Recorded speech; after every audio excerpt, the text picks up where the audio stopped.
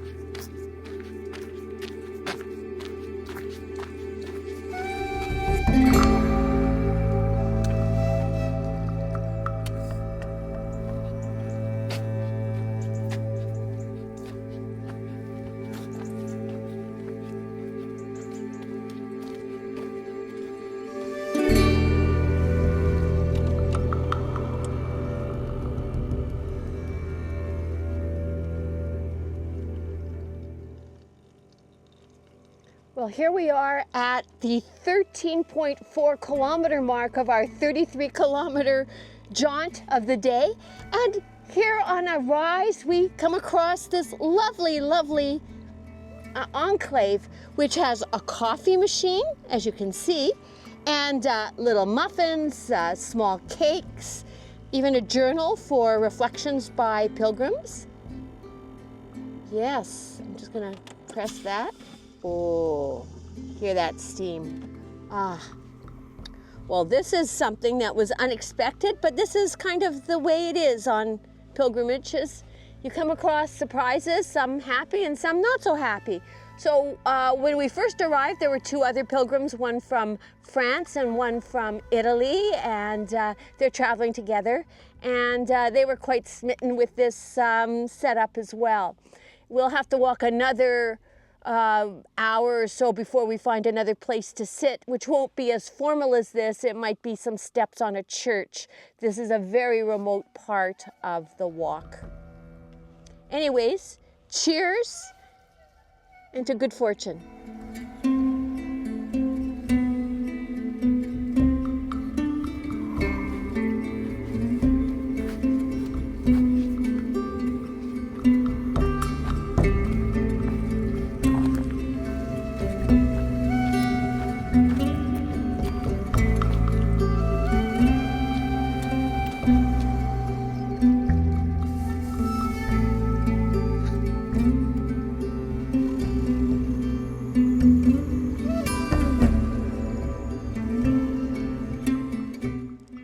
It's time for lunch. It's about, I don't think we've even done a half of our walk today, but we found this rather nice outlook. A little bit on the windy side, mind you, but it's a nice outlook. You can see behind us quite nice scenery.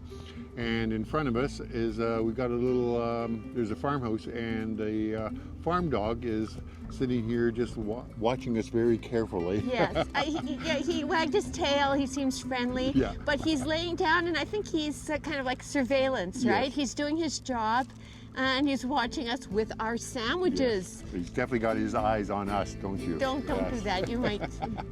Anyway, so we're, this is sort of our typical, we have, for this trip, we've been more or less bringing what we call bag lunches with us. And they vary in I guess, in quality. Generally, we prefer not to make them ourselves, just a little bit more complicated.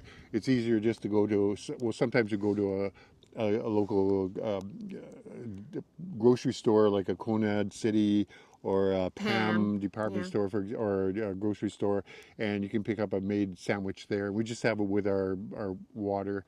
But other times you run across a nice bar that happens to be open in the morning, bakery, just as we're leaving town. And so in this case, that's the case. In this case, we were in San Quirico, and we just walked by, and they had these lovely basically mozzarella and tomato sandwiches. Caprese salad, really. Yeah, caprese salad, more or less. And yeah, sandwich. There's basil in there as well, and all wrapped in a nice focaccia bread. So very, very, very Italian indeed.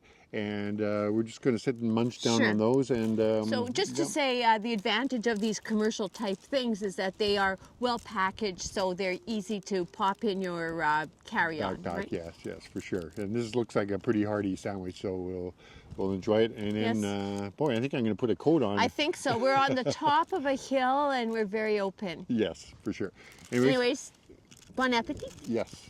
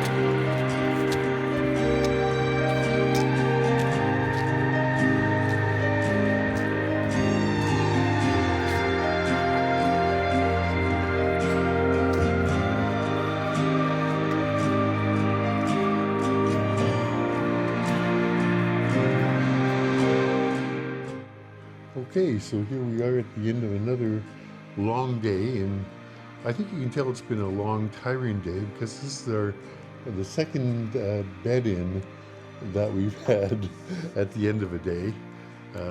It's a sign of how worn out we are. Mm-hmm. So I think that's true. So we are in Radicofani,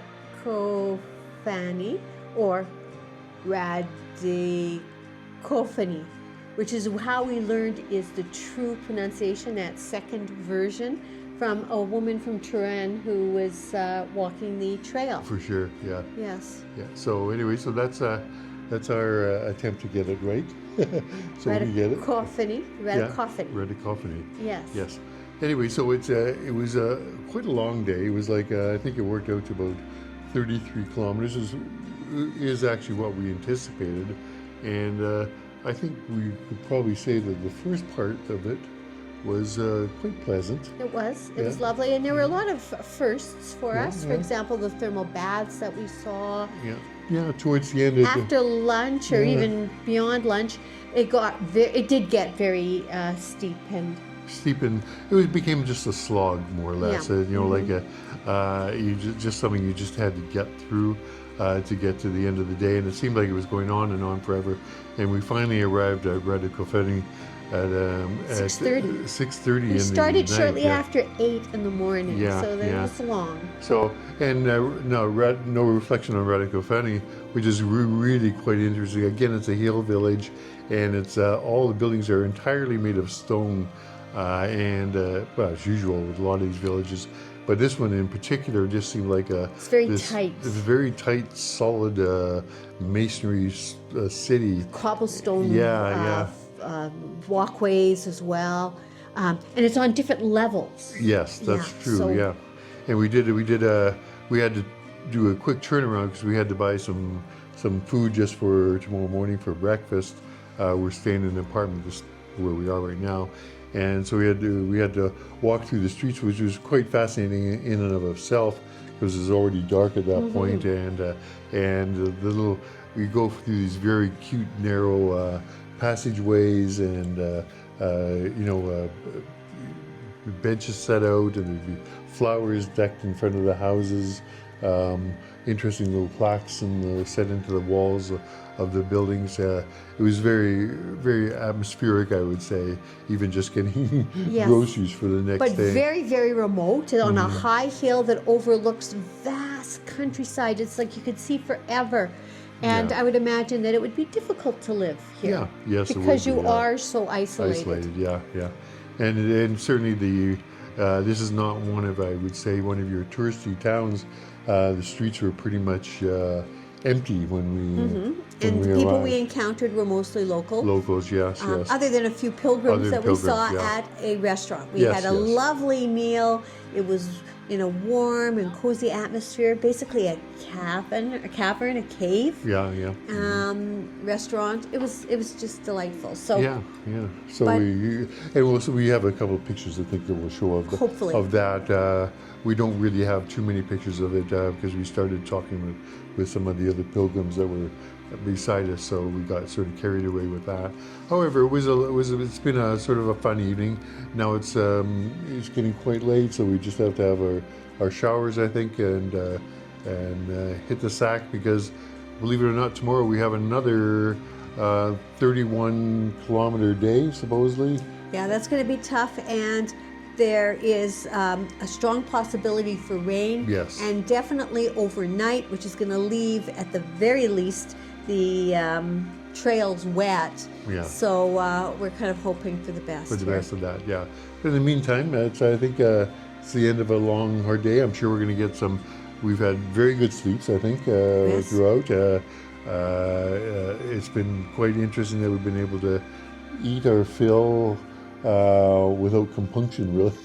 Yes, it yes. just it has no effect. You wake up in the morning and you don't feel full at all. You're just hungry still. But it's only when you're on the road like this. We're Yes, going to have to yes. remember that when the walk is over, we're Yes. going to have to curtail back to our normal. intake.